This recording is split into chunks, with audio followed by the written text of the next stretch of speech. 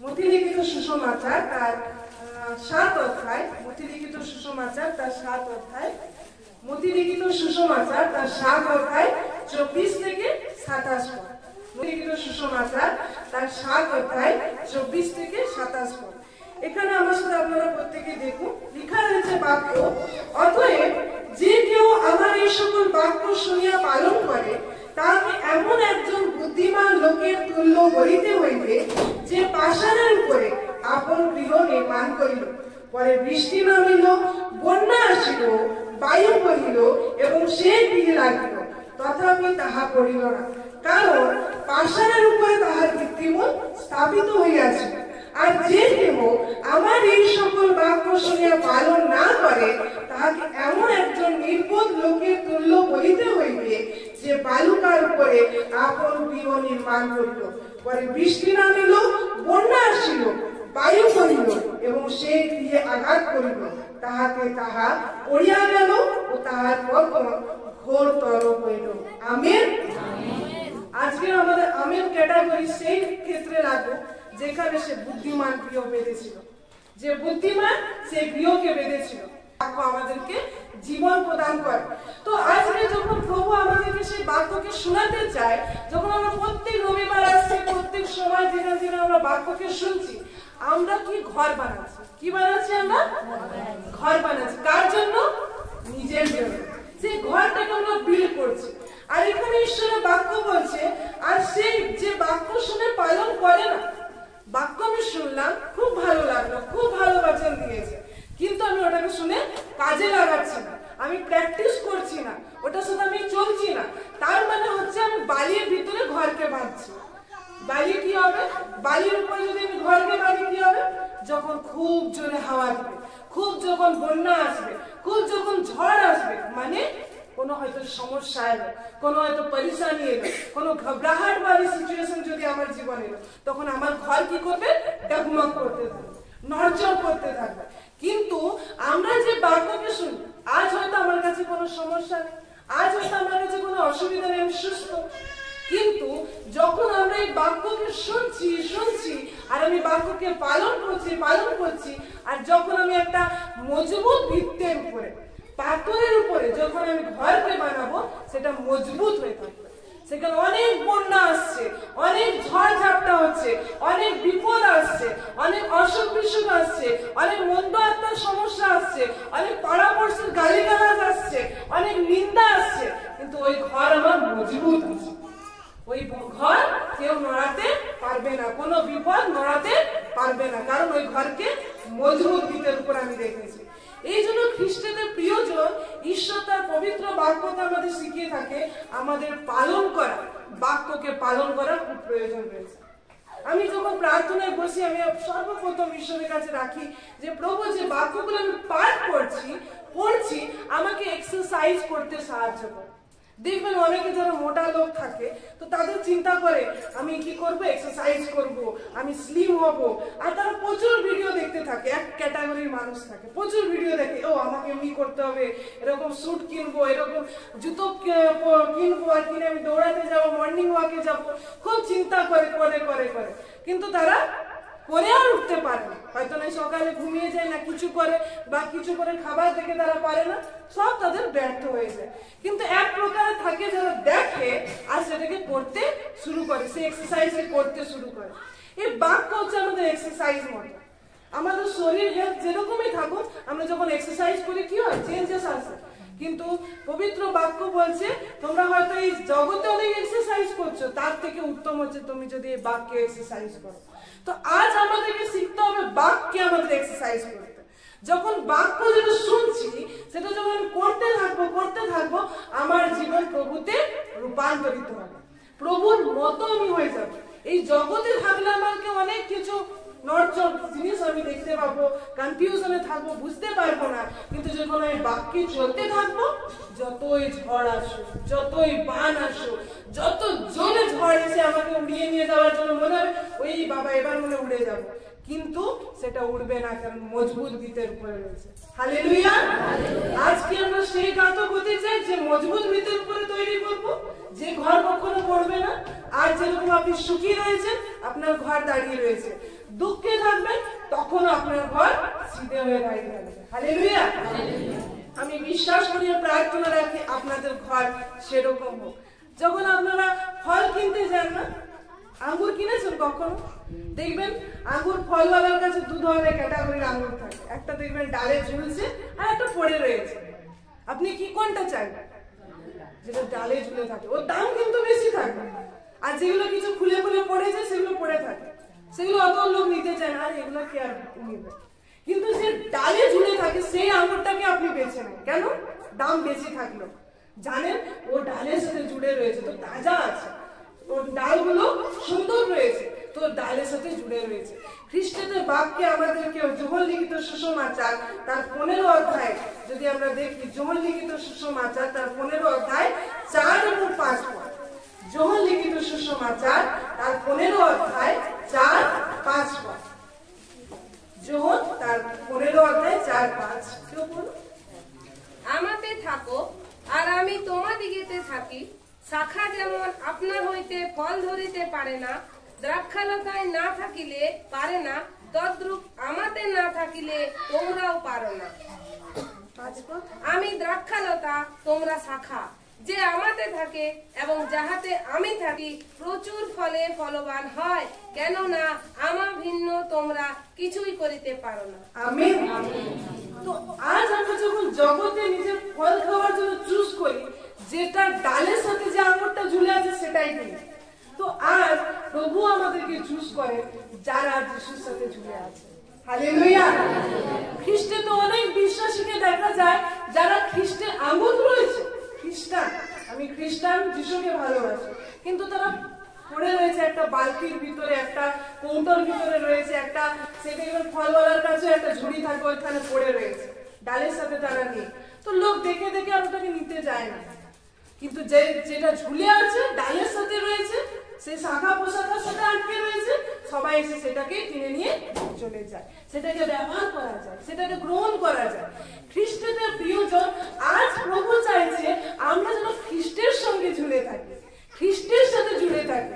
যখন আমরা খ্রিস্টের সাথে জুড়ে থাকবো, তখন আমাদের ভিতরে সেই ফলকে দেখা যাবে, আমাদের তরতাজাকে দেখা যাবে। আর যদি ঈশ্বরের বাক্য বলছে আমি আমাদের যে থাকে আর আমি তাহাদের মধ্যে থাকি, শাখা যেমনি নিজে থেকে ফল ধরতে পারে না যতক্ষণ না সে গাছের সাথে ঝুলে থাকে, যতক্ষণ না সে গাছের সাথে কানেক্ট থাকে, ততক্ষণ সে ফল ধরতে পারে না। আমরা যদি নিজে থেকে চেষ্টা করি, আমরা করব, আমরা ঈশ্বরের কাজ করব, আমরা বাড়বো, পারবো না।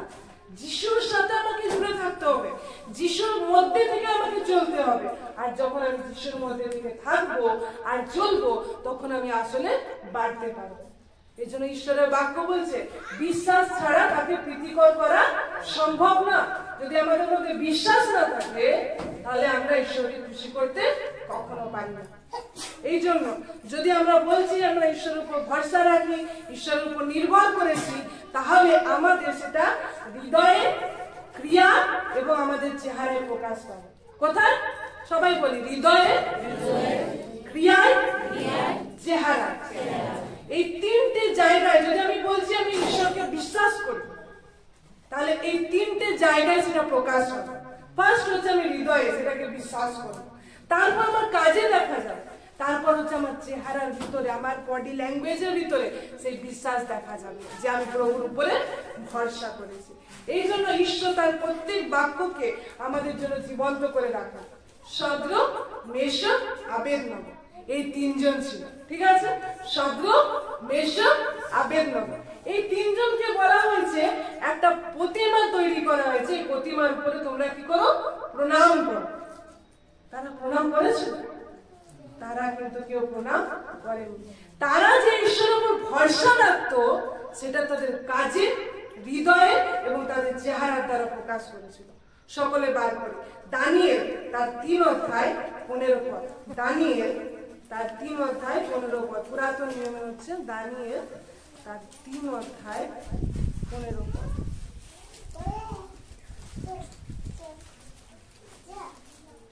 দেখুন দানিয়েল তার 3 অধ্যায় 15 পদে কি হচ্ছে লেখা রয়েছে, এখনো যদি তোমরা সিংহ, বংশী, বীণা, চতুস্তম্ভী, পরিবাদিনী ও মৃদ প্রভৃতি সর্বপ্রকার যন্ত্রের বাদ্য শুনিবা মাত্র আমার নির্মিত্তে স্বর্ণ প্রতিমাকে উপর হইয়া প্রণাম করিতে প্রস্তুত হও ভালোই, কিন্তু যদি প্রণাম না করো তবে সেই দণ্ডে প্রজ্বলিত অগ্নিকুণ্ডে নিক্ষিপ্ত হইবে।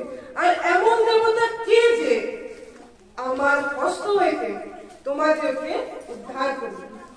শদ্রক, মেশক, আবেদনগোর কাছে তিনজন ব্যক্তি ছিল। কে কে? শদ্রক, মেশক, আবেদনগো। এই তিনজন ব্যক্তির কাছে একটা চ্যালেঞ্জ এলো। কি চ্যালেঞ্জ এলো? রাজা একটা সোনার একটা প্রতিমা বানিয়েছে, কি করতে হবে? সেই সোনার প্রতিমার কাছে প্রণাম করতে হবে। এরকম যখন একটা চ্যালেঞ্জেস এর মধ্যে এসছে, আর চ্যালেঞ্জেস কিরকম দিচ্ছে, যখন এই সকল বাদ্যযন্ত্র বাজানো হবে তোমাদেরকে প্রণাম করতে হবে। তারপর বলছে যদি প্রণাম না করো, বলছে সেই দণ্ডে, সেই সময় প্রজ্বলিত অগ্নিকুণ্ড, মানে একটা অগ্নিকুণ্ড, উনুন দেখেছেন না? উনুনের ভিতরে কি হচ্ছে? আগুন, যখন কাঠ দিয়ে দেন আর আগুন লাগিয়ে দেন, জ্বলতেই থাকে। বলছে এরকম একটা অনেক বড় অগ্নিকুণ্ড থাকবে, আর সেখানে জ্বলছে। কি জ্বলছে? আগুন জ্বলছে। ওই আগুনের ভিতরে কি করবে? তোমাকে ফেলে দেওয়া হবে। আর এমন দেবতা কে যে, দেখুন কি বলছে নবুকদ্নেশ্বর রাজা, বলছে এমন দেবতা কে যে আমার হস্ত হইতে তোমাদেরকে উদ্ধার করবে। যখন এই কথা তারা শুনেছিল, শদ্রক, মেশক, আবেদনগো রাগ হয়েছিল। কি বলছে? তারা নিজের নিয়ে বলেনি যে তোমরা আমাকে বাঁচাবে কি করে, বলছে যে কি এমন দেবতা কে আছে যে তোমাকে আমার হাত থেকে রক্ষা করতে পারবে। তাদের রাগ হয়েছিল, কিন্তু তারা ভয় পায়নি। কিন্তু তারা কি পায়নি? ভয় পায়নি।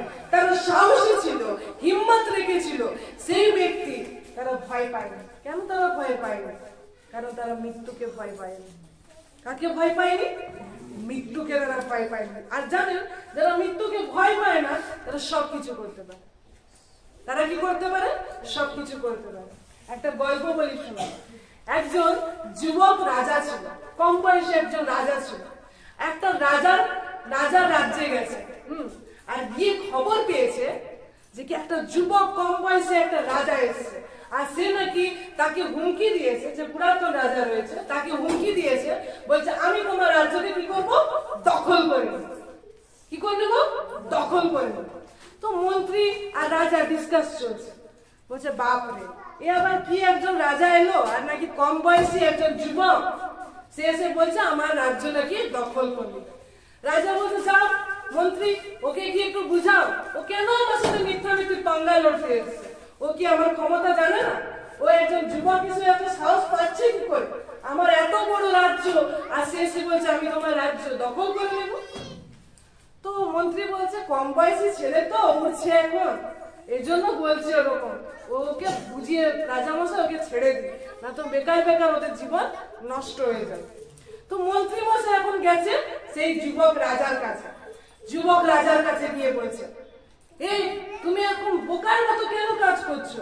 আমাদের এত বড় রাজ্য, এত বড় রাজা, তাকে তুমি হুঙ্কার দিচ্ছ যে আমি তোমার রাজ্য দখল করে নেব? তোমার এত সাহস কি এলো কোথা থেকে? তোমার এত ভরসা এলো কোথা থেকে? বলো, তোমার এত ভরসা কি করে, এত সাহস তোমার কি করে আসছে যে তুমি এত বড় একজন রাজাকে বলছো? তখন মন্ত্রী জিজ্ঞেস করছে, বলছে তুমি কত লোক নিয়ে এসছো যে তুমি এত বড় হুঙ্কার দিচ্ছ?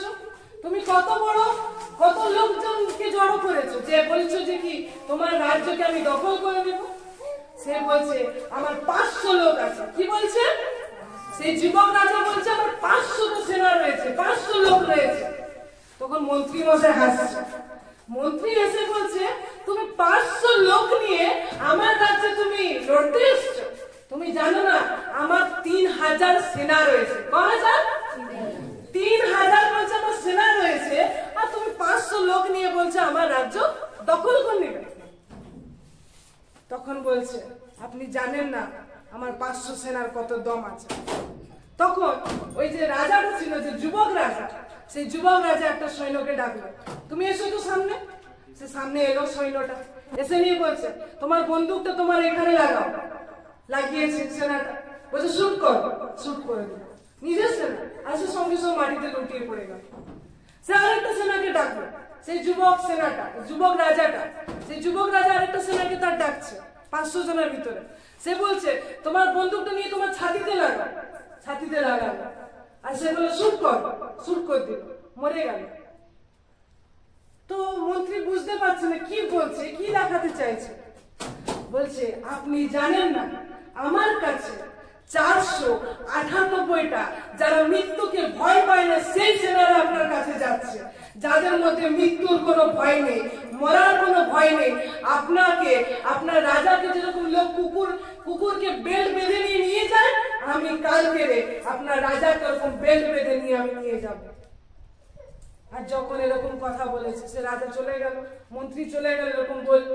তাদের সাথে যখন যুদ্ধ হলো, সে যে কথা বলেছিল যে কি আমি তোমার রাজাকে কুকুরের মতো বেল্ট বেঁধে নিয়ে যাব, সে কি করলো, সেই রাজাকে কুকুরের মতো বেল্ট বেঁধে নিয়ে তার নিজের কাছ থেকে সে তার রাজ্যকে ছিনিয়ে নিয়ে তার দখলে করে নিল। হালেলুয়া।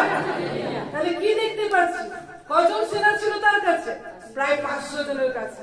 দুজনকে সে তখনই দেখিয়ে দিল, তারা মারা গেছিল। 498 সেনাকে নিয়ে 3000 সেনার সাথে সে লড়তে গেছিল। সেনাগুলো কে ছিল বলতো? যারা মৃত্যুকে ভয় পায় না, যাদের মধ্যে মৃত্যু ভয় ছিল না, যাদের মধ্যে মরার কোনো ভয় ছিল না, তারা যারা মরার কোনো ভয় রাখে না, তারা সবকিছু করতে পারে। জানেন, যখন ঈশ্বর প্রভু যীশু খ্রিস্ট তার এরকম প্রেরিতদেরকে চুনেছিল, যাদের মধ্যে মৃত্যুর কোনো ভয় ছিল না, যেখানে যেত, যে জায়গায় যেত, সমস্ত জায়গায় কি করতো? সুসমাচার প্রচার করত। আর সুসমাচার প্রচার করার জন্য তাদের জীবনের হানি পর্যন্ত হয়েছে। প্রত্যেক প্রেরিতদেরকে সুসমাচারের জন্য মরতে হয়েছে। তারা নিজেরা সমাধিগ্রস্ত হয়েছে, কিন্তু সুসমাচারকে মরতে দেয়নি। সুসমাচারকে তারা জীবন দিয়ে রেখেছিল। শুধুমাত্র সেই প্রেরিতরা করেছিল এরকম নয়, আমাদের একটু জেনারেশন আগে যাদের জন্য আমাদের হাতে বাইবেল রয়েছে, যে সকল মিশনারিরা, যে সকল লোকরা আমাদেরকে ঈশ্বরের বাক্যকে শুনিয়েছেন, তারা মৃত্যুকে ভয় পায়নি। তাদের মধ্যে অনেক চ্যালেঞ্জেস এসছে, অনেক সমস্যা এসছে, জীবন হানির মতো সমস্যা এসছে, তারা কোনো জায়গায় পড়ে যায়নি, তারা নিজেরা লুকিয়ে গেছে, কিন্তু জীবন তো ঈশ্বরের বাক্যকে তারা সামনে রেখেছে, সোজা করে রেখেছে। খ্রিস্টদের প্রিয়জন, আমরা কি আজকে সেই দলে রয়েছি যারা মৃত্যুকে ভয় পায় না, ঈশ্বরের জন্য দাঁড়ায়? আমাদের মধ্যে কি আর সেই দম রয়েছে যে আমরা প্রভুর জন্য খাড়া হতে পারি? যে মৃত্যুর সমস্যায় আমাদের ভিতরে আসুক না কেন, মৃত্যু ভয়ে আমাদের জীবনে আসুক না কেন, যখন আমরা খ্রিস্টের জন্য মৃত্যুকে ভয় ছেড়ে দিও আমরা ঈশ্বরের জন্য দাঁড়িয়ে যাব, সেই দিন ঈশ্বর আমাদের জন্য জয়বন্ত জীবন দেখাতে শুরু করে দেবেন। হালেলুয়া। আজ প্রভু চায় সেই সকল সেনাদেরকে যাদের মৃত্যু ভয় নেই। এরকম কায়ের অনেকেই রয়েছে যারা ক্ষেত্রে পালিয়ে যায়, কিন্তু আসলে যুদ্ধক্ষেত্রে যখন আসছে, সেই শয়তানের সাথে লড়ার যখন সময় আসছে, ঈশ্বর চায় তার প্রত্যেকজন সেনা প্রত্যেকে সেই মৃত্যুকে ভয় ছেড়ে দিয়ে ঈশ্বরের জন্য খাড়া থাকুক, আর ঈশ্বর তাদের রাস্তাকে প্রস্তুত করবে। হালেলুয়া। এই জন্য প্রভু আমাদের সকল থেকে সব থেকে গুরুত্বপূর্ণ যে বিষয় রয়েছে, ঈশ্বর এমন একটি জেনারেশন চায় যারা সুসমাচারকে বাঁচিয়ে রাখে আর যিশুর পথে চলে। যখন দানিয়েল সেই 3:15 দেখলাম, যেখানে চ্যালেঞ্জ দেওয়া হয়েছিল শদ্রক মেশক আবেদনগোকে, প্রতিমার কাছে নত হতে হবে, প্রতিমার কাছে প্রণাম করতে হবে, তখন দেখুন 16 শদ্রক মেশক আবেদনগো কত সাহসের সাথে, কত ঈশ্বরের উপর ভরসা রেখে তারা নিজের জীবনের সাথে লড়ে বলেছিল, হে নবুকদ্নেশ্বর। কি বলছে দেখুন, নাম ধরে রাজাকে ডাকছে, হে নবুকদ্নেশ্বর। আমি এরকম বলছি এরকম না, আরো উচ্চ সহকারে সাহসের সঙ্গে শদ্রক মেশক আবেদনগো বলছে, হে নবুকদ্নেশ্বর। কি বলছে? আপনাকে এই কথার উত্তর দেওয়া আমার পক্ষে নিষ্প্রয়োজন। মানে আমার কোনো চিন্তাই নেই, আপনি আমাকে অগ্নিকুণ্ডে ঢেলে দিবেন, আপনি আমার কি করবেন, আমার উত্তর দেওয়ার আপনাকে প্রয়োজন পড়ে না। মানে কি? তাদের মধ্যে কোনো চিন্তাই ছিল না যে তাদেরকে মেরে দিবে, অগ্নিকুণ্ডে দিয়ে দিবে, তার জন্য তাদের কোনো চিন্তা ছিল না। যদি শদ্রক মেশক আবেদনগো এরকম বলতে পারত, রাজা রাজা একটু দাঁড়ান দাঁড়ান, আপনি এত তাড়াতাড়ি উত্তেজিত হয়ে যাচ্ছেন কেন, এত তাড়াতাড়ি আমাকে অগ্নিকুণ্ডে দেওয়ার জন্য চিন্তা করছেন কেন, একটু দাঁড়ান, আমরা একটু গ্রুপ ডিসকাশন করি। এই শদ্রক ভাই, আমার তো 2 মাস আগে বিয়ে হয়েছে, আমার তো একটা বউ আছে। আমি এসে বলবো, আরে তোর তো শুধু বউ আছে, আমার 3টা বাচ্চাও হয়ে গেছে, ও আমার তো বেশি ভার রয়েছে। তারা কি এরকম গ্রুপ ডিসকাশন করেছিল? বাইবেলে এটা লেখা নেই, কিন্তু চিন্তা করে সদরঘ মেশক আবেদনগর জায়গাতে আমি থাকতাম বা আপনি থাকতেন, আমরা কি ওই গ্রুপ ডিসকাশনে লেগে যেতাম?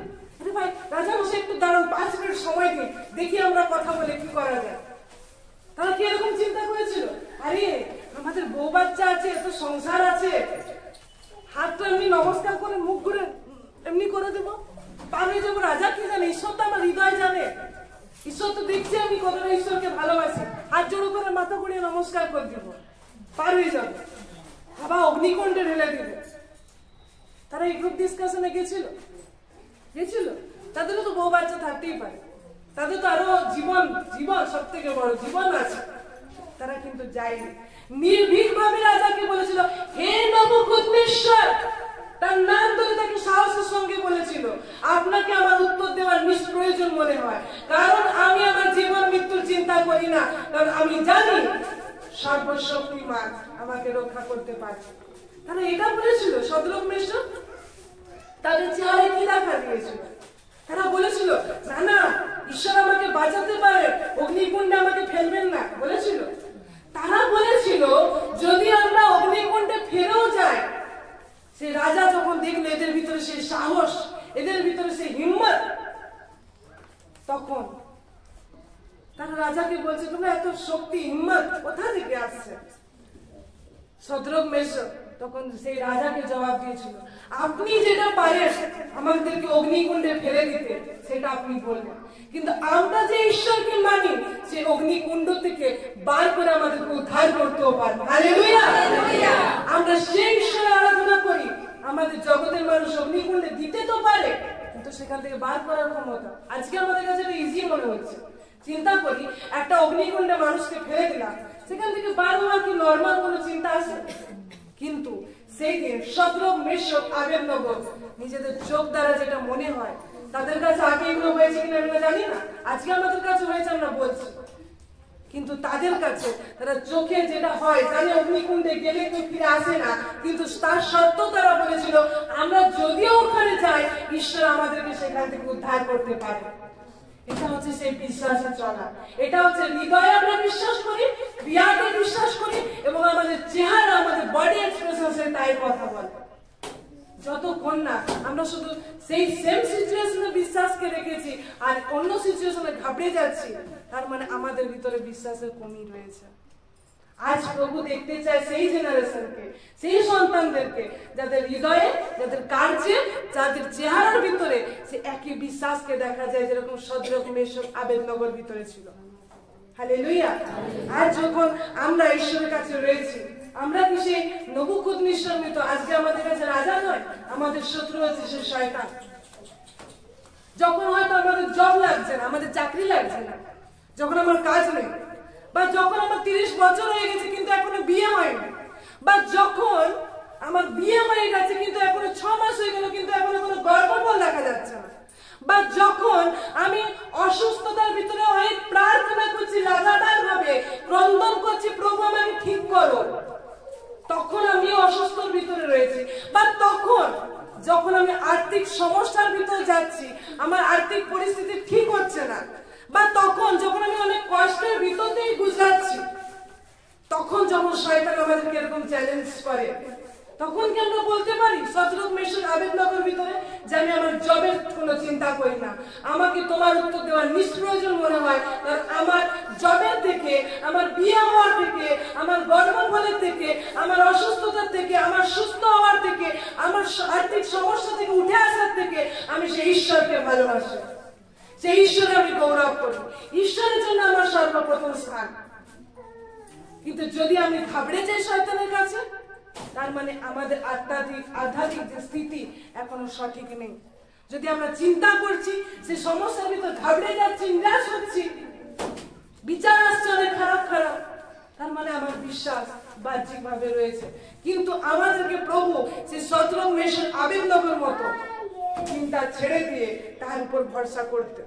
তারা আগুন থেকে বেরিয়ে গেছিল, তখন রাজা দিয়ে কথা বলেছিল এরকম নয়, কিন্তু যখন তাদেরকে ঢালা হবে সে আগুনের ভিতরে, তখন তারা এই কথা বলেছিল যে সেই ঈশ্বর রয়েছেন আমাদের সঙ্গে, যিনি আমাদেরকে সেই স্থান থেকে উদ্ধার করতে পারেন, বাঁচাতে পারেন। তার রক্ষাকারী হাত, ক্ষমতাশালী হাত আজও জীবন্ত রয়েছে।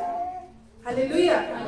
এজন্য প্রভু চায় যে আমরা কোনো চিন্তা না করে আমাদের জীবনের সকল বিষয়কে ঈশ্বরের কাছে রাখি। একজন নারী ছিল, তার সন্তান ছিল না, আর সে প্রচুর কাঁদতো, কারোর সাথে ভালো করে বিয়ে করতো না, কারোর সাথে সে ভালোভাবে চলতো না, খাওয়া দাওয়া সে ছেড়ে দিয়েছিল। কেন? তার সন্তান ছিল না। তিনি আর কেউ নেই, তিনি হচ্ছে হান্না। প্রচুর কাঁদতো, যখনই কেউ দেখতো সে কাঁদছে, সারাদিন কাঁদছে, খাওয়া দাওয়া ছেড়ে দিয়েছে, কারোর সাথে ভালো করে কথা বলতো না। কেন? কারণ তার সন্তান নেই। যদি আমরা দেখি প্রথম সমুয়েল তার 1 অধ্যায়, প্রথম সমুয়েল তার 1 অধ্যায় 10 পদ, প্রথম সমুয়েল তার 1 অধ্যায় 10 পদ।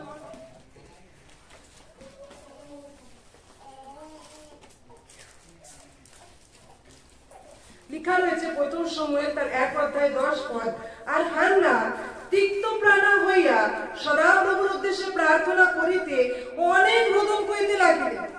তারপর 12 পদে বলছে, যতক্ষণ হান্না সদা প্রভুর সাক্ষাতে দীর্ঘ প্রার্থনা করিলেন ততক্ষণ এলি তাহার মুখের দিকে চাহিয়া রইলেন।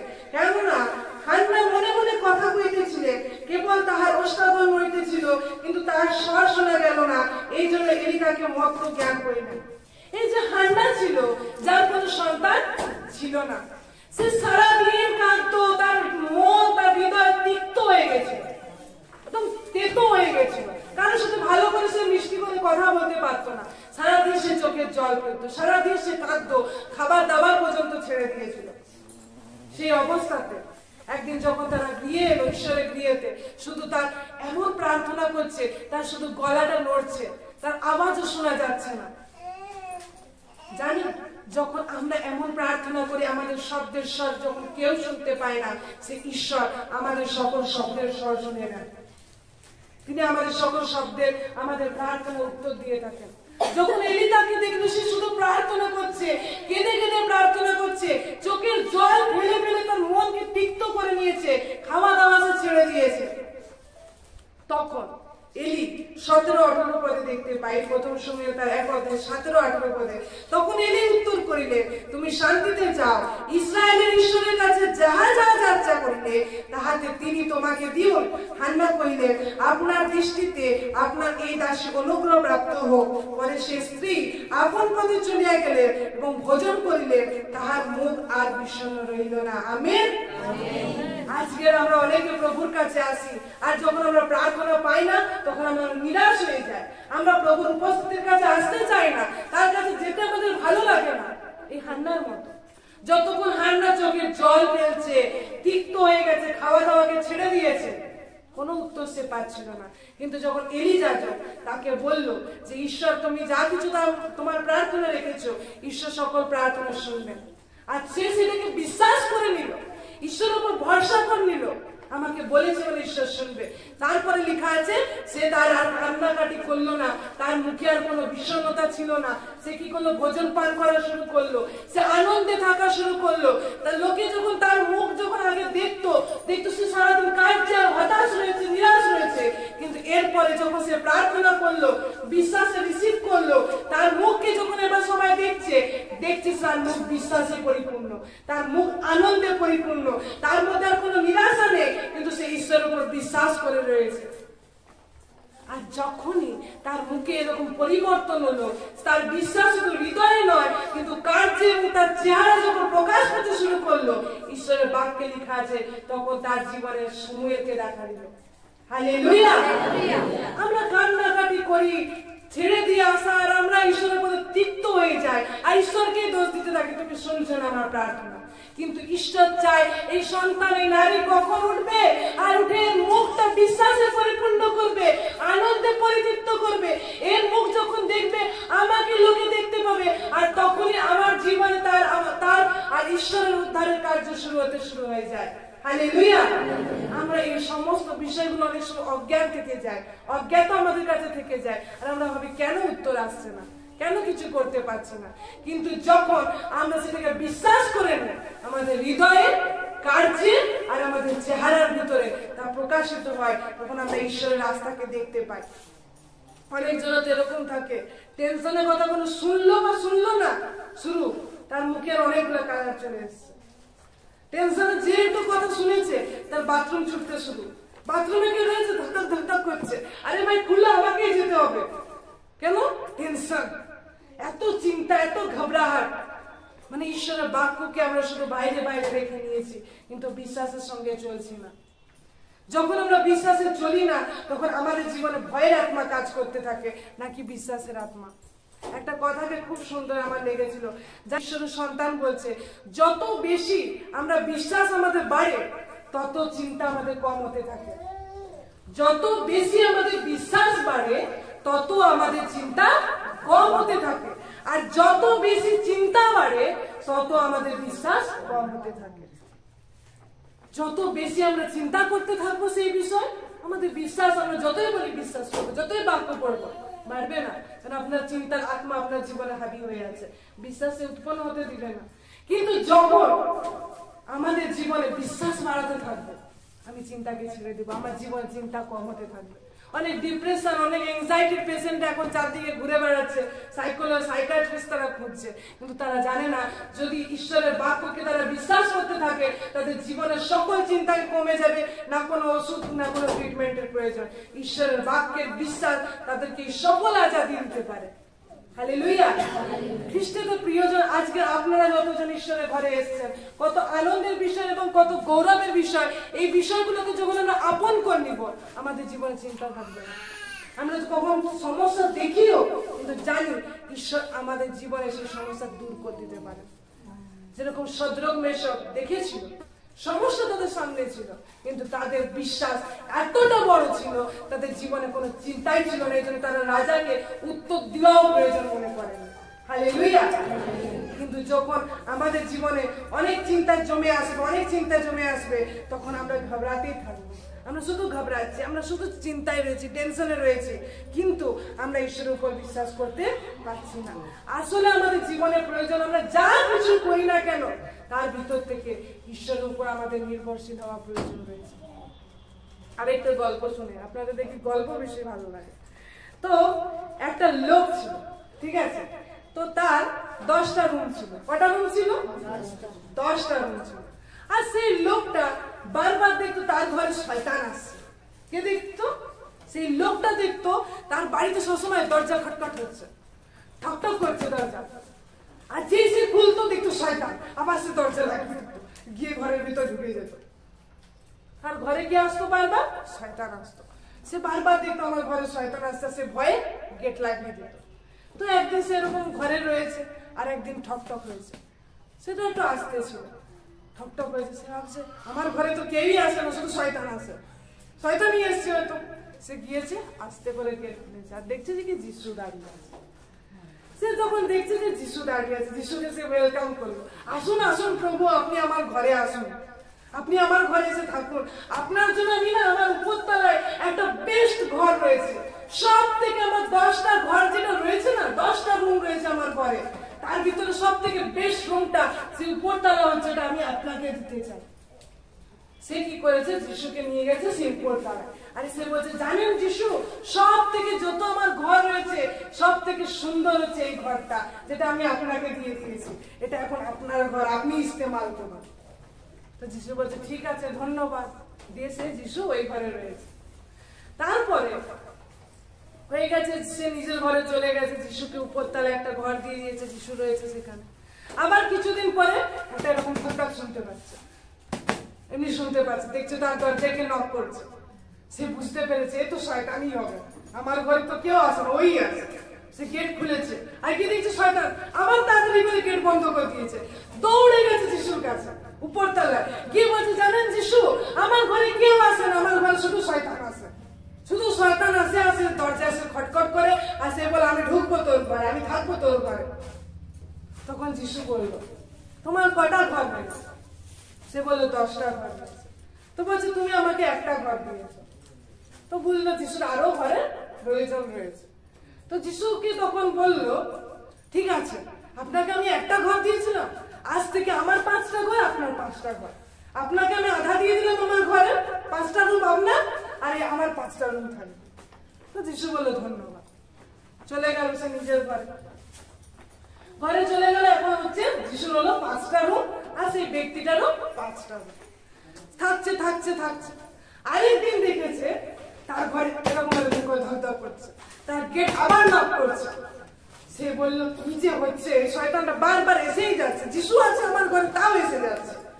যিশু আছে আমার ঘরে, তাও বারবার সে আমার ঘর থেকে খটখট করছে আর বলছে আমি ঢুকবো তোমার ঘরে। সে গিয়ে খুলেছে গেট, আর দেখছে সেই শয়তান, সে আবার গেট লাগিয়ে দিয়েছে, আবার দৌড়ে গেছে উপরতলায় গিয়ে বলছে যিশু আমি তোমাকে 5টা ঘর দিয়ে দিলাম, তাও আমার ঘরে শয়তান আসছে। আর শয়তান এসে বলছে আমি তোর সাথেই থাকবো, তোর ঘরেই থাকবো, আমাকে ঢুকা। সে গেটটাকে নক করেই যাচ্ছে। যিশু বলল তুমি আমাকে 5টা ঘর দিয়েছো, আর তোমার এখন কয়টা ঘর আছে? 5টা ঘর রয়েছে। তুমি কি করো, তোমার সব ঘর আমাকে দিয়ে দাও, তোমার যে ঘরের চাবি রয়েছে না সেটা তুমি আমাকে দিয়ে দাও। এতদিন তোমার ঘরে আমি থাকতাম, এবার যখন তুমি সব ঘর আমাকে দিয়ে দিবে আর তোমার ঘরের চাবি যখন আমাকে দিয়ে দিবে, তখন আমি তোমার ঘরে থাকি না, কিন্তু তুমি আমার ঘরে থাকো। হালেলুয়া। সে কি করলো, তার নিজের ঘরের চাবিটা কি করলো, যিশুকে দিয়ে দিল। আর সে গিয়ে বিন্দাস এবার কি করেছে, একটা রুমে গিয়ে ঘুমাচ্ছে। আর যখন ঘুমিয়েছে, আবার কিছুদিন পর আওয়াজ শুরু হয়েছে, ওর গেটে নক করছে। সে চমকে উঠেছে, সে ঠিক বুঝতে পেরেছে আবার সে শয়তান এসছে, আবার সে আমার ঘরে ঢুকবে এসছে। সে উঠল, উঠে যখন সে দরজার কাছে গেছে, গিয়ে দেখছে যিশু তার গেটটা খুলেছে। এতদিন কে খুলতো? সেই ব্যক্তিটা সেই ঘরের গেটটা খুলতো। আজকে যখন সব ঘর সে দিয়ে দিয়েছে যিশুকে, যিশু গেছে গেট খুলতে। আর যখন যিশু গেট খুলেছে, শয়তান বলছে সরি, নমস্কার, আমি রং ঘরে চলে এসেছি, আমার এই ঘরটার প্রয়োজন নেই, আমার এই ঘরটা আমার জন্য নয়, সরি, আমি এই ঘরে আসবো না। চলে গেল। আর শয়তান সেই ঘরে আর কখনো প্রবেশ করে না। হালেলুয়া।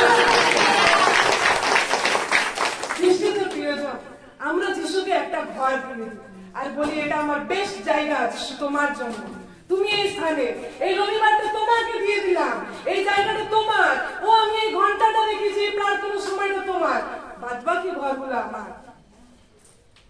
কিন্তু প্রভু চায়, আপনার ঘরে থাকতে চায় না, কিন্তু তার ঘরে আপনাকে রাখতে চায়। হালেলুয়া। যখন আমরা এতদিন নিজের ঘরকে রেখেছি আর যিশুকে জায়গা দিয়েছি, আর যিশু চায় আপনি যিশুর ঘরে থাকুন পুরোপুরি সম্পূর্ণরূপে। আপনার যে কটা ঘর রয়েছে, যতগুলো বিষয় রয়েছে, সম্পূর্ণ ঈশ্বরকে দিয়ে দিন। আর চাবিটা আপনার কাছে থাকবে না, চাবিটা যিশুর কাছে থাকবে। আপনার কোনো ভয় পাওয়ার দরকার নেই।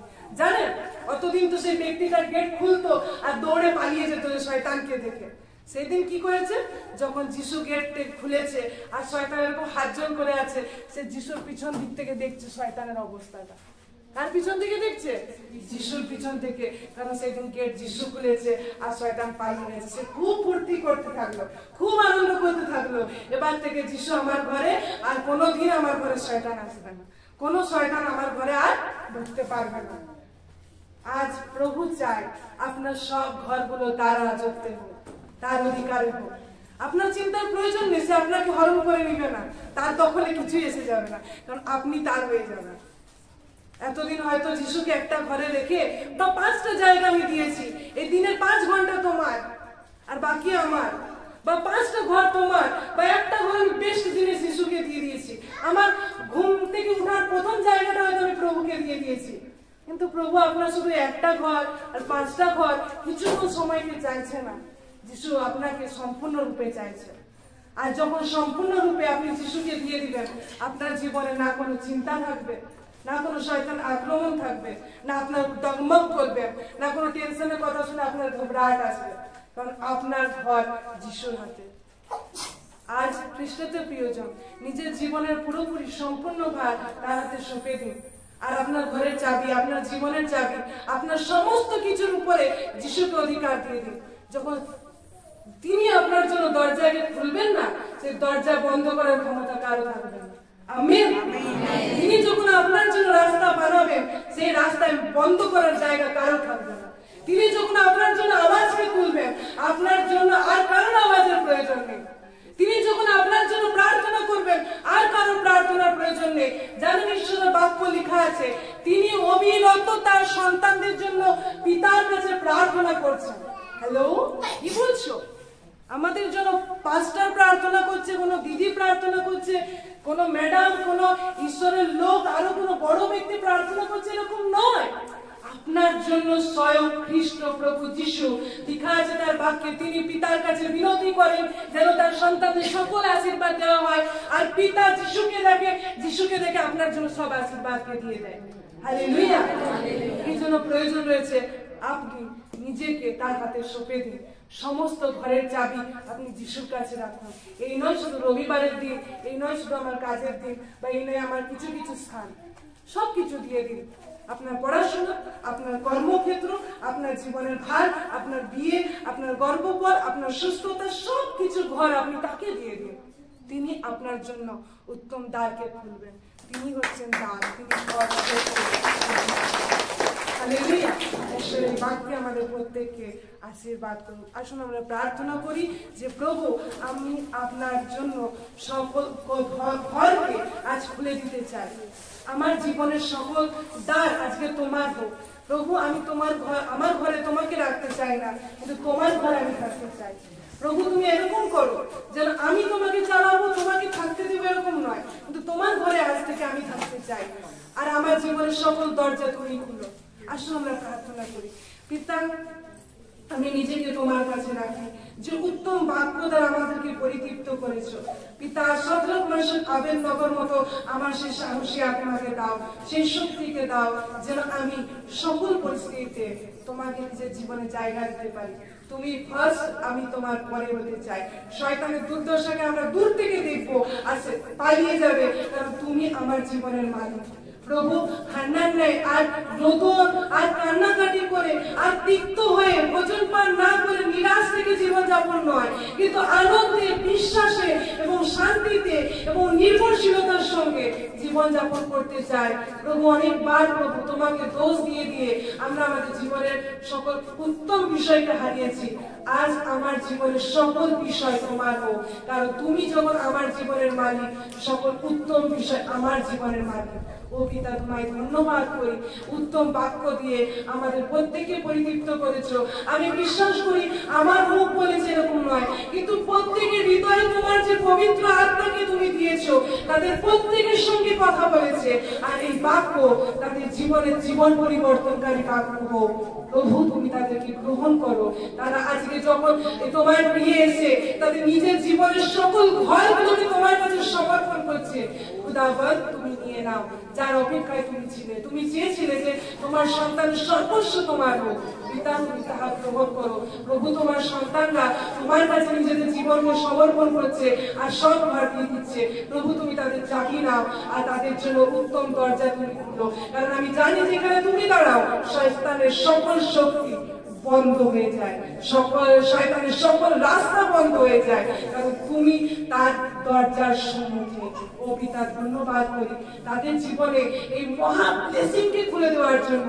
তারা আজকে তোমার কাছে সমর্পণ করার ভিতর থেকে যে সকল বন্ধ দুয়ার শয়তান এসে বারবার আটকা দিচ্ছিল, আমি বিশ্বাস করি এই জীবন সমর্পণের ভিতর থেকে তুমি তাদের জীবনে তুমি এন্টার করেছো, আর শয়তানের সকল রাস্তা আজকে বন্ধ হয়ে গেছে। প্রভু, তোমায় ধন্যবাদ দিই এই মিরাক্কেলকে করার জন্য, এই বন্ধন থেকে তাদের আজাদ করার জন্য। প্রভু, যাদের আজ থেকে তারা কর্মজীবনে ছিল না, কিন্তু অসুবিধার মধ্যে জীবন কাটাচ্ছিল, লোকের কাছে চেয়ে পড়ে থাকতে হয়েছিল, আজ থেকে তাদের জীবনে কর্মসংস্থান খুলে যাবে। আজ থেকে যারা প্রার্থনা করছে উত্তম পার্টনারের জন্য, তুমি তাদের জীবনে উত্তম সন্তানকে এন্টার করবে। যাদেরকে শয়তান বন্ধ করে রেখেছিল, তুমি তাদের জীবনে এন্টার করবে।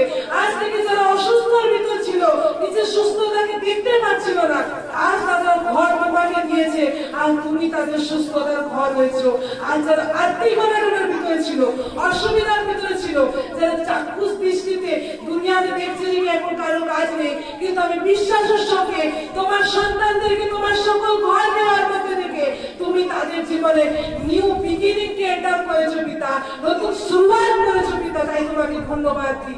আর প্রভু আমি জানি এই বাক্য তাদের প্রত্যেকের জীবনে ফলবন্ত জীবন যাপন করতে সাহায্য করো, আর প্রত্যেকের জীবনে সাক্ষ্য এবং গবাহি ফেরো, যা তোমার গৌরবের জন্য ব্যবহার হোক। সকল মহিমা পিতা তোমায় দিই যে তুমি আমাকে ব্যবহার করলে, প্রত্যেকের আত্মিক চোখকে খুলে দিয়েছিলে, আত্মিক কর্ণকে খুলে দিয়েছিলে, যার জন্য আজকে তারা তোমাকে শুনেছে। সকল মহিমা তোমায় দিই পিতা, যিশু নামে চাই, আমেন।